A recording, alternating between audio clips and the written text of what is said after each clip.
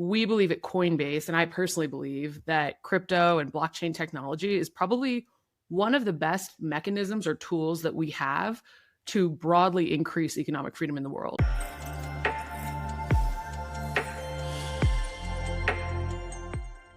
Welcome to Gen C. Sam here. Excited to have this conversation today, Thanksgiving week. We are joined today by Kat Ferdon. Kat is the new CMO at Coinbase. Kat has been there for 8 weeks on the job, but she has had a long career in fintech and in crypto. She was at Square for 4.5 years. She then went to Cash App, where she was for almost 10 years, marketing fintech, marketing crypto. She was CMO over at Cash App before Coinbase.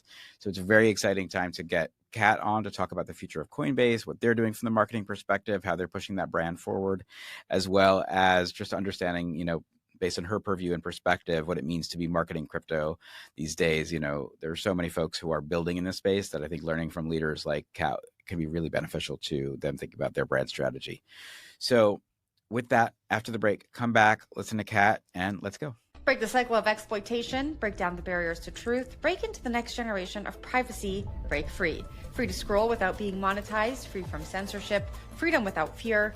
We deserve more when it comes to privacy. Experience the next generation of blockchain that is private and inclusive by design. Break free with Midnight. Visit midnight.network /break-free. Looking for the best way to unlock your crypto's liquidity? Whether you're funding a major purchase like a down payment on a home, investing in new opportunities, or even buying more Bitcoin, Figure makes it straightforward and transparent. Take out a crypto-backed loan in the Figure app today. Welcome back to Gen C. We're here with Kat Ferdon. Kat, so nice to meet you. I just can't wait to talk all things about you, your past, where you're at now, Coinbase, and just everything. But welcome to the show. Yeah, thank you so much for having me. I've been a long time fan of the pod. I love this. Well, you have big shoes to fill because we did have Kate on here before she left for OpenAI. So we're going to talk about things since then, and you're taking over at an amazing time to be at Coinbase. So you've been the CMO just for a little while right now, but I would love to first just get your origin story. Tell us about Kat, how you got to here. Yeah, 100%. So I spent the bulk of my career in fintech, and I've been probably marketing crypto for the last 7 to 8 years. I actually started at Square, which now is formerly called Block as an entity. And for the last 10 or 11 years, I was working on the Cash App side of the business, which is a super popular peer-to-peer app and obviously has multiple functionalities built into that. So I had been working there for, well over a decade. And then when Coinbase reached out, I felt like it was the right move, just generally for me in my career. And I was super, super motivated to come and work for a company that I felt had really, really broken the mold, especially in crypto. And a lot of that is thanks to Kate and, of course, Tabby and the team that was here before me. I love that. I'm a big fan of the folks over there. We know a lot of them, and there's almost no stronger brand in crypto other than Bitcoin. So we're going to talk about that. But I can't imagine. I just do want to go back because I know you, when you started your career at Square, you were working directly with Jack. And I'm just wondering, was he the person who pulled you into this? Yeah, I mean, Jack is an absolutely phenomenal leader. I loved working with him. And he is certainly probably one of the brightest minds and biggest voices for Bitcoin. And so he wasn't the person who introduced me to Bitcoin. That was actually Miles Suter, who works at the company.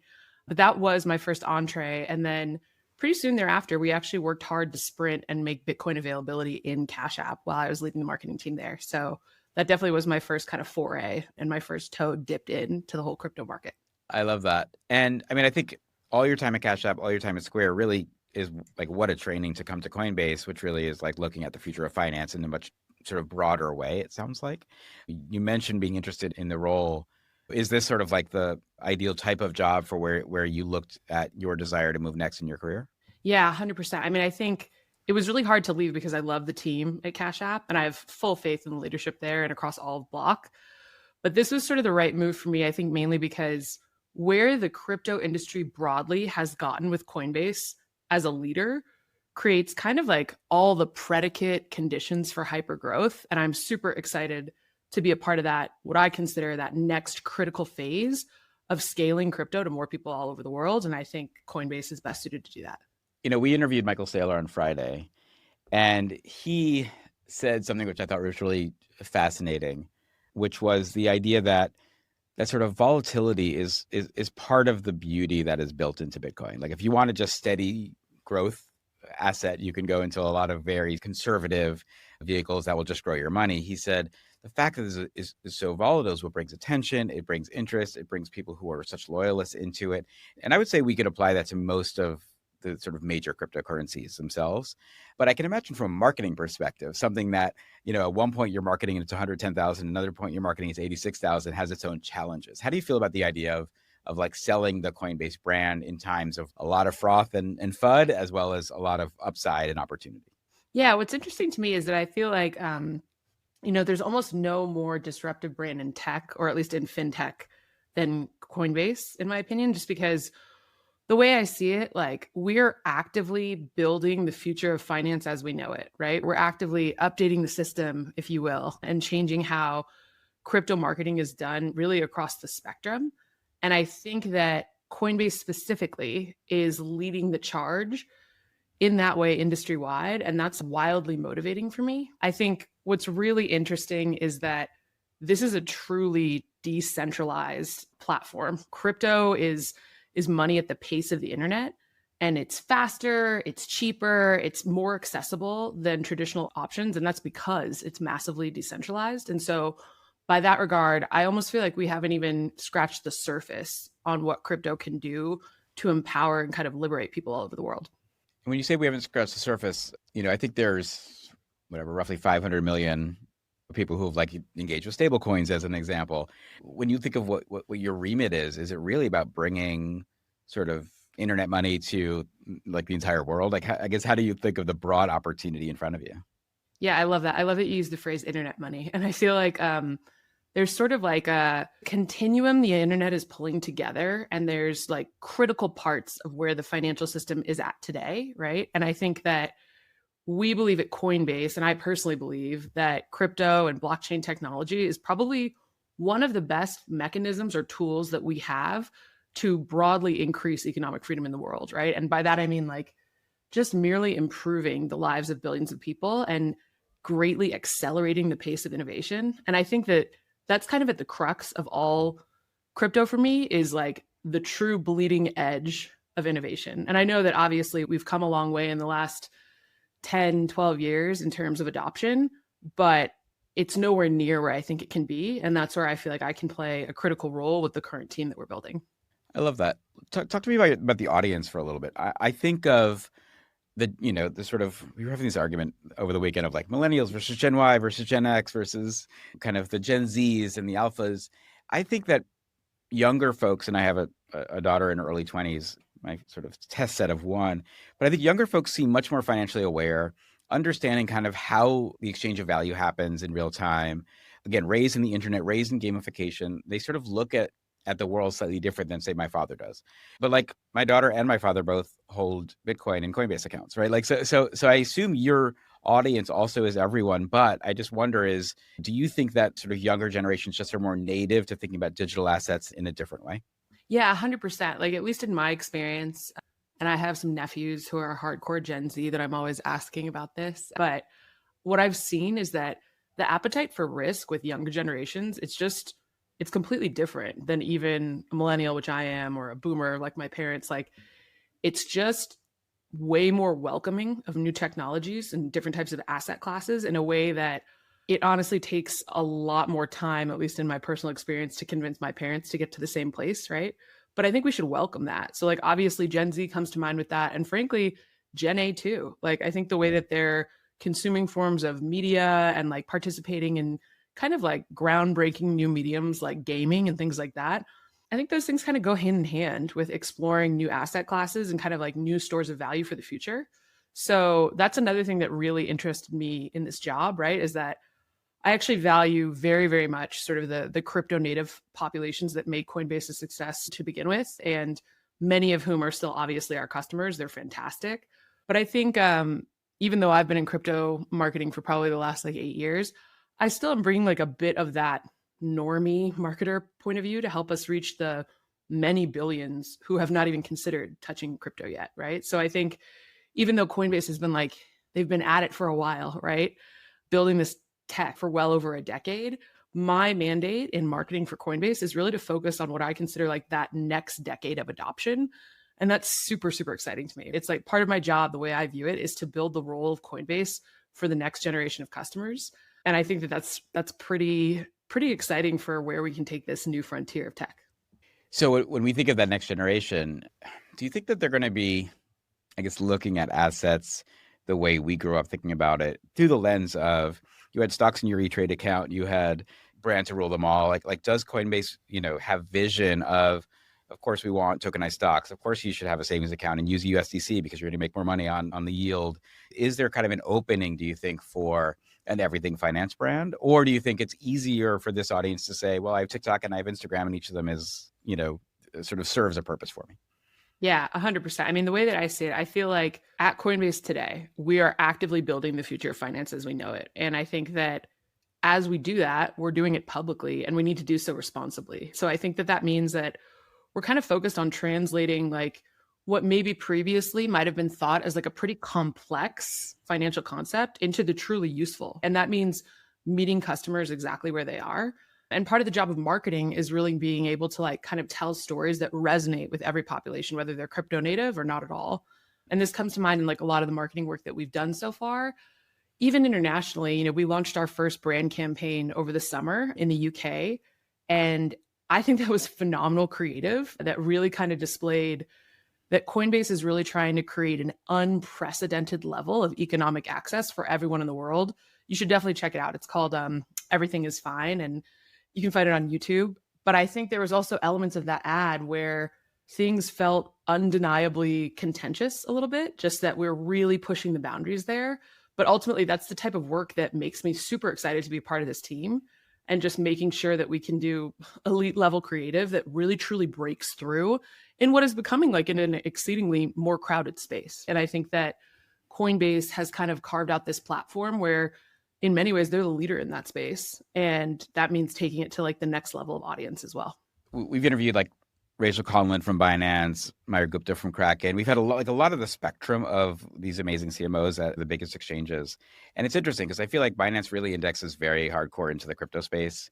I think Kraken is really trying to go very consumer, like let's not even talk blockchain that much. Let's just talk about money. Where do you think that Coinbase wants to sit in that? If I had only like a bit of a critical approach to sort of Coinbase, sometimes I feel like you're playing like the middle of the road. And I don't say that in a bad way. I think, again, success all the way up as it's shown.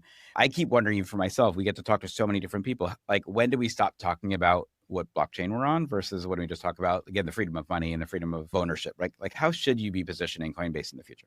Yeah, it's interesting. I mean, one of the things that hugely attracted me to Coinbase is the fact that I view them as the market leader. And I don't think that's ever going to change. I think Coinbase will continuously be the true sort of like storied leader in crypto.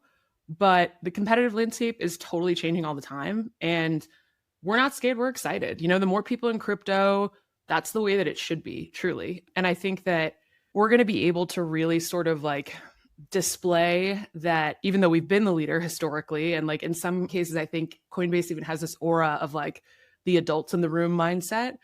I find that incredibly compelling, right? Because we're obviously trying to update the system and change finance for the entire world. But with that comes really great responsibility. And so, yeah, I think it's great to hear that so many other people are getting into this. And frankly, I think there's going to come a time where basically every company is going to have and frankly need a crypto strategy. And that's why I wanted to join Coinbase at this time. I totally agree with that. We a few weeks ago spent a lot of time with the TradFi audience because we were at Ripple's event and we were with Chainlink in their event as well. And I've never seen such a convergence of TradFi and DeFi as well as just sort of retail come together. Hearing folks like DFSS who like does all of the clearing of all stock trading, talking about this, or JP Morgan coming in, regardless of some of their more recent stuff that they've done, which kind of still straddles the line of whether they're in crypto or not. There is so many people who are excited about figuring out this crypto strategy. And I totally agree. Like the idea that you can be any Fortune 500 brand and not understand what stablecoins are going to do to transform your business or what accepting crypto might be able to do, or again, yield and how you balance your balance sheet. There's so many opportunities there. How many of those folks are coming to you guys and just saying, hey, like, can you help us figure this out? Yeah, I mean, that's one thing that I've certainly noticed. I've basically been 8 weeks on the job so far, right? But there are a lot of people who clearly view Coinbase as the market leader, the crypto authority. And I really like that. That was something I guess I wasn't necessarily expecting, that so many sort of like other players in the space would come to us sort of in the nature of like camaraderie, not competitiveness, just to sort of run things by us. And that to me is so like representative of what decentralized money should be. That's actually the entire focus of it. And so I kind of love that. It was definitely a surprise so far. And I think like near term, when I think about like where this industry is headed, like for us and what we're focused on, I think it's all about responsible growth and tangible utility, right? And like, as I said, like I do believe that on some time horizon, every single company will have and need a crypto strategy. But at Coinbase, like our job, I think, is to remain the most trusted name and the most trusted on-ramp for all customers. We market our ideas and our impact, not just simply, our features or our roadmap. And I think that that's pretty exciting. And I'm pretty psyched to help usher in sort of also this like new broad strategic shift to even more culturally resonant work in our marketing. And that's super exciting for me. Break the cycle of exploitation, break down the barriers to truth, break into the next generation of privacy, break free. Free to scroll without being monetized, free from censorship, freedom without fear. We deserve more when it comes to privacy. Experience the next generation of blockchain that is private and inclusive by design. Break free with Midnight. Visit midnight.network/break-free. Looking for the best way to unlock your crypto's liquidity? Figure is exactly what you need, being the largest non-bank mortgage lender in the US, with over $19 billion unlocked on their lending platform. Explore their industry-low crypto-backed loans at 8.91% interest rates at 50% LTV. They differentiate themselves by offering decentralized MPC custody, which protects your crypto ownership in a segregated wallet. They've also recently launched liquidation protection, which protects you from liquidation during large price drops. Whether you're funding a major purchase like a down payment on a home, investing in new opportunities, or even buying more Bitcoin, Figure makes it straightforward and transparent. Visit their app or click our link below to take out a crypto-backed loan with Figure today. I love that. I also, we should recognize you guys have played a role in Coachella. You guys played a role in F1. I mean, culturally, you guys have hit, I think, at a broader lane than most. So I also think that that's just a wonderful respect to the team and what they've been able to do. I oversee here at CoinDesk our whole social portfolio, right? 4.5, 5 million people. You guys are even bigger than that when I think of social. So I always think about the responsibility we have as being some of these larger brands in crypto. Sometimes I see some of the folks in the space get a little overly degen, right? Or a little overly up and to the right. And I just wonder what you think about the responsibility of being the brand that you are, and sort of how do you, in essence, fashion your comms and your marketing to sort of be both a market leader with also knowing that you guys with a tweet could move the market in one way or the other. Yeah, I mean, 100%. I think it's a great responsibility. And I think that, again, like in a lot of ways, the last decade for this brand was really about kind of like laying the critical regulatory groundwork to make it possible to literally even play in this arena. And while Coinbase has obviously been the clear market leader there, that next era is all about incredible precision in terms of growth and execution and storytelling. And from what I've seen, even long before I joined the company, Coinbase has always been focused on breakthrough creativity and marketing, just as you said. And I think that is a huge motivator for me. It's like, I want to continue that pristine legacy that the team started in-house. And that includes building out some of the most badass creative studio that you can possibly imagine. All of those folks work full-time for Coinbase, and really making sure that we have like the breadth of knowledge and taste to really make these stories land with broader populations than perhaps they've landed before. But yeah, I agree. It is sort of like, it feels a little bit like the weight of the world is on your shoulders in some ways, right? Because people really do look to Coinbase as an authority in the space. And that means that even a minor misstep will get completely meticulously analyzed by every person on crypto Twitter that I can think of, right? So I think it's pretty high stakes, but it's also just a ton of fun. And it allows for a little bit more creative flexibility than I think some other brands in the space have or really care to have. When you think your marketing mix, where do you think that's going? I think, there's probably a lot of people who are listening who are saying, I want to be Coinbase one day. So when you think of the fact that you have a really robust organic sort of positioning in the space, but also you guys, you do a fair bit of paid and you're spending, in partnerships and all of that. You also recently had your own event this year, which got a lot of attention. What do you think is the right balance these days for a brand like yourself to figure out how to like land best with its customers? Well, I think what's really interesting is something that I'm pretty focused on is truly making fintech and crypto marketing cool and more compelling and digestible than it's been before. I think a lot of people would make the argument that like that has been done in a lot of the work that you've seen from Coinbase and from other brands, absolutely. But I think that there's just so much more that can be done here in order to make this like truly consumable in a way that doesn't necessarily scare people off. And to your point earlier, kind of like harkens back to these younger populations that we know are not off put or risk averse. From a Coinbase perspective, we're definitely going to continue to focus on meeting people where they're at and really trying to offer them participatory ways to experience our brand. And that happens through some of the partnerships that we have. Like we've been longtime partners with the NBA. We recently had our first foray into F1, as you mentioned, just in February of this year.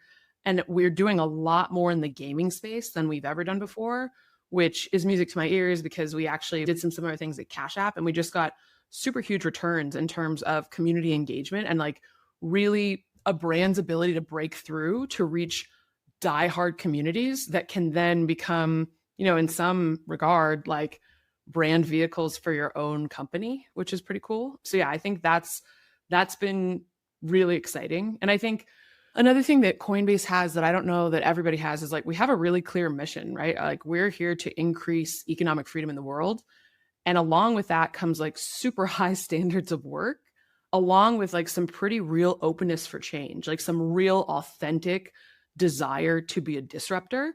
And that combination, it's kind of deadly. Like those three things are pretty advantageous when you're trying to do something as lofty as what our mission dictates.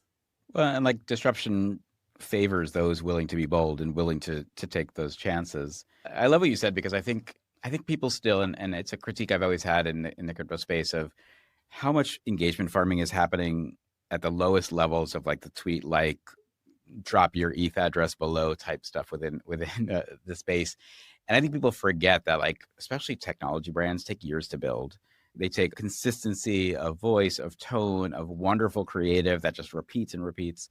I don't think that there's a lot of understanding in true traditional marketing still, you know, and we talk to a lot of the chains, we talk to a lot of these new projects. Almost all the people I speak to are like, I just want to hire really good marketers and I don't know where to find them, you know? And so I do think that's interesting. I also want to pick out something you said, which is like the idea of fintech and Coinbase being respected for their marketing. I had a really interesting conversation about a month ago with Reid Hoffman. And he and I were talking, and, you know, Reid was one of the early investors in Coinbase at Greylock.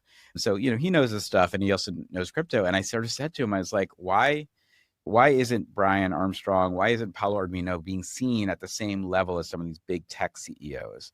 Because of the fundamental shift of how to bring new ideas to large audiences, you know, and he sort of was like, I don't really know. He said, I still think Silicon Valley doesn't get what crypto is, was one of his statements, which is something I've also heard from other folks in the traditional like Silicon Valley space, that they're still like almost holding on to this idea from 10 years ago that crypto still has a kind of odd criminal element, even though it's like, you know, less than 1% of crypto transactions are illicit, which is frankly less than like cash and credit. So I was just really surprised, you know, and I was sort of asking him, I was like, as someone who deploys capital, knows Silicon Valley, how can we get more recognition in that space? And he was like, I think it's coming. It's just coming slower than we think. Brian is probably one of those people who should be considered above any in that, because we don't know who Satoshi is. Let's give it to someone with an actual face. Do you think that there is in the fintech world, in really just the big tech world, the opportunity for us to change crypto's narrative? Yeah, 100%. I mean, I do think Coinbase has had quite a hand, and Brian himself, in legitimizing and credentializing crypto across the board. I mean, there's several leaders who have helped do that over time. But I totally hear that there is kind of this like legacy reputation that follows crypto around a bit.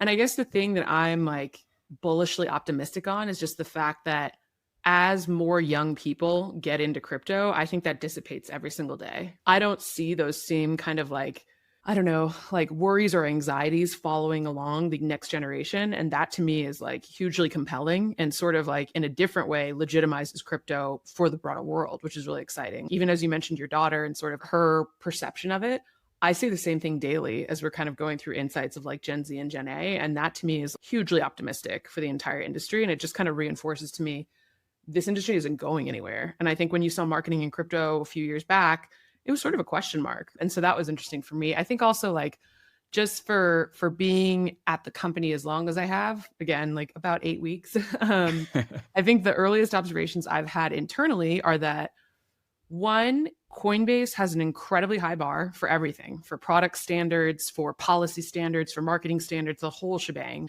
Two, the entire exec team is quite elite. And I'd say like full of disruptors at their core, right? And that's super refreshing because they're all cowboys in some regard and they're all bullishly open to change, which I think you'd be hard pressed to find another executive team in Silicon Valley that has that level of openness. And that's wildly motivating because you know that like no idea is going to be too far fetched for that team. And then I think the third thing again is just like, just coming in from the outside, there's a wildly strong in-house marketing and creative team here. And so that combination of those three things, I think it really poises Coinbase to be set up to do things that no other brand in crypto or really fintech is poised to do. I love that. I think it's, I love that spirit. I think there's so much opportunity that you guys have. I was telling a friend over the weekend, when I used to own my creative agency, we had a very large incident that happened that got national attention for one of our clients, which was Aqua Teen Hunger Force and Cartoon Network. And, for about 8 weeks, we were like, hey, it was again, very disruptive event. Anyone can Google it if they want. The week of the Super Bowl, the experience that we had created was getting more chatter than online Super Bowl advertising was, which sort of said to me, we have something here. It was like a bold, disruptive thing to take. And then I said to someone, I said, I didn't know if my company was going to survive this. Then I said, like 8 weeks later, I get a call from a brand saying, hey, we really like how you guys think. We understand you're a little dangerous and we want to talk. And that brand was Sesame Street. And I was like, yeah. And I was like, okay, something's landing here. If even brands like Sesame Street are saying we need to be disruptive, we need to think differently. Totally. Yeah. So I love that. And, and just going back to when I was talking to Reed, I found this quote from the founder's book about PayPal, which was that in like 1999, there was a journalist who wrote that sites like PayPal were often thought to be portals for illicit activity, money laundering, and the sale of drugs and weapons. And I was like, this is crypto. But he said it took us 2 or 3 years to change the narrative on that, especially post the dot-com boom. And then I talked to like Ian Rogers at Ledger, and he talks the same arc of digital music. He's like, when we first were doing Winamp and these early MP3s, like everyone just thought we were trying to tear down the industry. And then suddenly Apple 15 years later hires him. So I do think that like, we may be just thinking too short time horizons in conversation around crypto. And again, you guys being the steward of a brand pushing it more than anybody, I think there's something really big. I'm wondering, when you think of what are the big problems you still have to solve, what do those look like for you?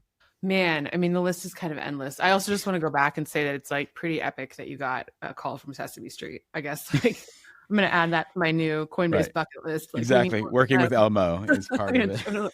Like, well, because they are like one of the true original disruptors when you really 100%. Think about it. But yeah, I'd say, man, the list is long, honestly. I think one thing that I've noticed since being here is that like Coinbase has long blazed a trail in DC, but I'd say, as is the nature of policy, like our work is never really finished there. And I find that like pretty exciting too. From a marketing perspective, I think we're really going to continue to push the line, but never necessarily cross it. So keeping our message and market super effective, functional, and of course, legal. And at a global scale, that is something that really, really motivates me too. Like we've got so much more to do, especially approaching, brand marketing for Coinbase in major markets like the UK, as I called out before, Canada, Brazil, Germany, like tons of optimism in that regard. So yeah, I mean, I think there's a long list for what we can accomplish, but those are just a few of the buckets that kind of come to mind off the top of my head. I think about when we travel outside of the US, the enthusiasm I see for crypto dwarfs the passion we have here. I spent now a good amount of my time in Asia this year, and I see people so hungry for innovation, so willing to try anything, but really partly just because they want to be part of a movement. As you look at your global remit, how much of it is also just like, we want Coinbase to be the hero everywhere? 100% that. I mean, I think it's incredibly inspiring to see what's going on in the market in Asia. Just as you mentioned, it's like there's a real fervor and a real energy behind the crypto communities that we've seen there that I think Coinbase could play an even bigger role in, which I'm really, really pumped about. And I think just in general, like that's probably one of the things that was most exciting to me about Coinbase in general is just sort of like the strength of various crypto communities. And like there's no shortage of them. But I love that. Like anytime you can kind of tap in to something organic like that, and I do see it as quite organic, it's truly like counterculture. And that is generally what kind of leads the rest of the culture, right? Like, and you never know by how many years in advance it might be, but it's quite clear to me that the culture and the communities that are leading crypto right now are kind of like, they're going to be leading the rest of communities across the world, no matter what space you're in. And they might look different in different places, but that to me is like hugely, hugely energizing. It's just the type of thing that I see and I'm like, oh my God, I have to hitch my wagon to that, you know? It's so true. All right, I want to ask about the future of money. I think about this current landscape and how much discussion I just have in chat groups about different LLM models. And it reminds me of the old days of talking about what like email client are using. And I think similarly, when I think of all these people talking about CeFi and TradFi and DeFi and all the different opportunities that people are like leveraging, in essence, competing ideas against each other, which really is just about how do we have the freedom of money? How do we have internet native money that moves around the world at light speed, right? Like it's not that hard for me to think of a world soon where we're just thinking about, hey, how do I make more money, keep my money, invest it the way I want to, pay my payroll if I need to, and just use the same platform for all of it? Do you think we are close to sort of the future of money where we kind of don't think of TradFi and DeFi as being two different things? We just think of this as being finance? Yeah, that's a good question. I think that's definitely the direction that we're moving in. And I guess it just sort of like, it depends on who you're talking to, what answer you're going to get, right? Like you're going to get a different answer from my mom and dad than you get from me in that regard. But I do believe wholeheartedly that that's the direction that we're headed in. And that, again, is just like, it's pretty exciting. Like it just kind of proves that this is the industry that's at the forefront of money, truly, like the frontier. And there's a few pioneers who are plotting out that frontier. And I think for some people, they feel like they're too late, like they missed the boat. And I'm staunchly in the camp of like, no, we're still in the early days. Like we're still like in the recently defrosted ice age of this entire thing. And that's pretty damn exciting, you know? And to your point, like I think about my father 20 years ago would never have put his credit card into the internet. Now he's buying something on Amazon every day. He's asking me if he can Zelle me or Venmo me. It's just like he's thinking of digital dollars in the same way that he used to think about cash. Totally. I mean, I know like in the 80s or what have you, people were hesitant to go use their credit card at like a McDonald's. It was like breaking news when McDonald's started accepting credit cards. And now you think about it, it's like people don't even carry cash. Like the credit card is your primary tool for just day-to-day spending. And I think like there's a world in the future where crypto becomes everyday money in a way that it's hard to maybe fathom or wrap your mind around today. But I think that there's definitely a possibility for that happening. In full disclosure, Coinbase One card holder. I'm earning Bitcoin every purchase. I'm not being paid for this. But, yeah. But I've loved having to make that decision of like, oh, I can make another $5 of Bitcoin. I will use this card for it. So, it's awesome. Yeah, honestly, it's quite like behavior shifting. I feel the same way. How do you like the design? The card is great. The packaging was fantastic. I just I was like, why am I worrying about travel miles when I could just? And what's funny for me is, especially as Bitcoin's price goes lower, it makes me want to use the card more. Oh, 100%. Honestly, every time I see it, I'm like, it's on sale. Great. Right. You know? But yeah, I think that product is honestly a triumph. Like fantastic, truly fantastic combination of product design, product marketing. It's one of our best things that Coinbase has ever launched. 100%. All right, Kat, final question. You and Coinbase in 5 years, where are we? Man, okay, well, 5 years is obviously a lifetime in crypto. But yeah, I think in the near term, it's really just about like being able to translate that like real world utility and responsible growth into the market. And so I think we're just going to have to really focus on like continuing to market our ideas and our impact, not merely, you know, just what you see on our roadmap. But I think that will definitely play a role. I had touched on this earlier, but I think we really want to continue to usher in more culturally resonant work for Coinbase. In my mind, I think that Coinbase has already done a really great job of that with some of the most anthemic brand work I've ever seen. And a lot of that, again, is credit to my predecessors who are just world-class. But I think that there's definitely room to sort of like equate Coinbase to culture even more and even more to the mainstream. And I'm thrilled to take that on. I think there's massive opportunity there that I would love to lead. All right. We are going to check back with you in 5 years and see how that's going. I hope so, yeah. No pressure at all. Great. Kat Ferdon, thank you so much for spending time with us, coming to Gen C. The minute we saw the announcement, we were like, we want to get you on and discuss this. You have such an epic job ahead of you, and you've had an amazing career so far. So wishing you all the luck. Yeah, thank you so much. I've loved being here. Longtime listener, great program. So yeah, super excited and hope I can come back. We will definitely have you back and hopefully see you in real life one of these days when we're on each other's coast. Yeah, 100%. Awesome. Thank you so much.